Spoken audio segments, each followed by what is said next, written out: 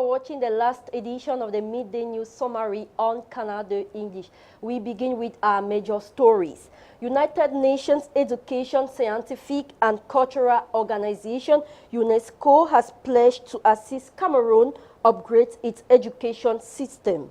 UNESCO wants to put in place a credible system of information and data to help strengthening the two subsystems of education.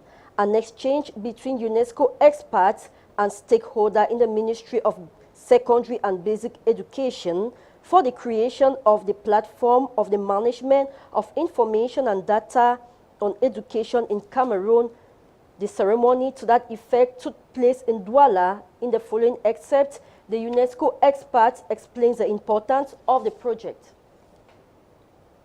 The objective is, in fact, to harmonize all the data concerning education sector in its different sub-system of education, and to harmonize concept, to harmonize indicators in order to enable. MX is very important for every country. We cannot attempt our goals without this data. So we think that maybe on 2020 we can have a better mix for Cameroon. So the deadline, let's say 2020. Have been promised hard time in less than 1 month to the 2017-2018 academic year. The Minister of Trade, Luc Magloire Banga Atangana, says most of the books used last year will not be changed and prices will be maintained. He was speaking during the third forum of book publishers held in Yaoundé at the Yaoundé City Council on the theme All for a Serene School Reopening.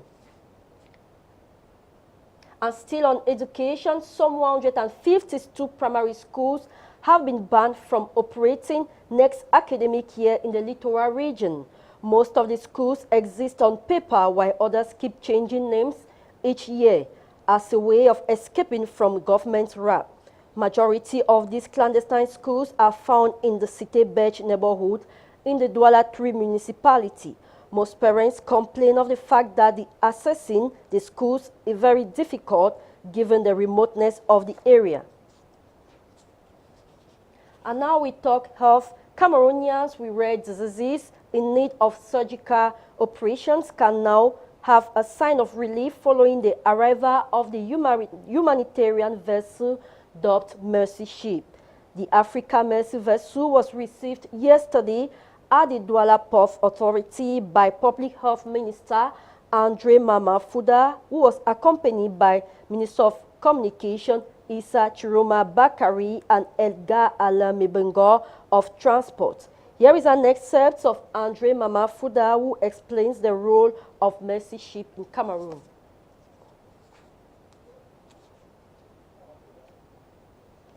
Today is a great day for Cameroon, and I will thank His Excellency Paul Biya because he's decided for the invitation of the NGO Mercy Ships to engage a humanitarian mission during the next 10 months. In this hospital boat, we'll have more surgeons, and actually you have a list of 3,000 patients. You are waiting since Monday, where we will receive the first patients. I will notice that we'll have other sites in the hospital La Quintini, where we are waiting more 2,000 people concerning dental surgeons and eye surgeons, ophthalmologic surgeons.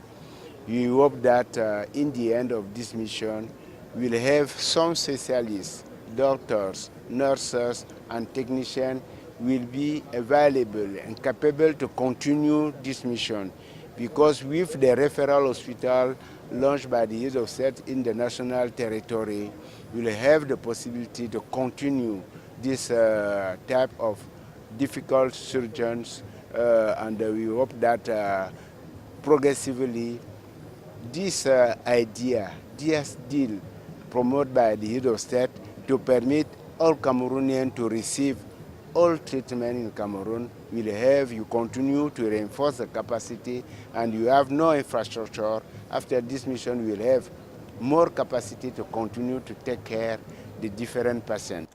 According to specialists, more than 64% of boreholes in Douala Littoral region are out of usage after 6 months. The main reason for this short life of boreholes is due to the fact that diggers do not respect digging standards.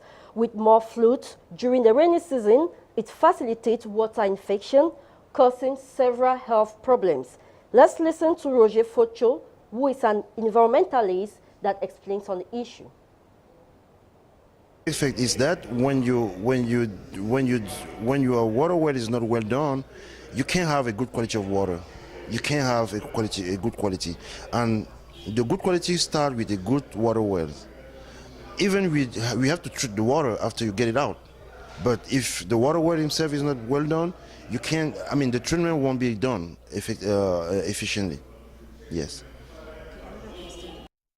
Out of the country, we take you to Rwanda, where some African leaders have started arriving Kigali, the capital, to attend the inauguration ceremony of President Paul Kagame. Mr. Kagame won a third 7-year term in office by a landslide in August 4 election. He was challenged by Frank Abineze from the Democratic Green Party and Philippe Mampaye, an independent. Sudan's President Omar al-Bashir, Kenya's Uhuru Kenyatta, Uganda's Yoweri Museveni, Idris Deby of Chad, and Niger's Mahamadou Issoufou are some of the leaders who have been spotted arriving at the stadium. It is on this foreign note that we call it off for this edition of the News in Summary on Canal English. More news will be yours at 4 p.m. with Regina Fonjaleke and 8 p.m. with Annette Ifeti Esome. Meanwhile, Michael Foncha will be coming up at 1 p.m. on the dot with a Pidgin newscast. Stay tuned on Canal English. Programs continue.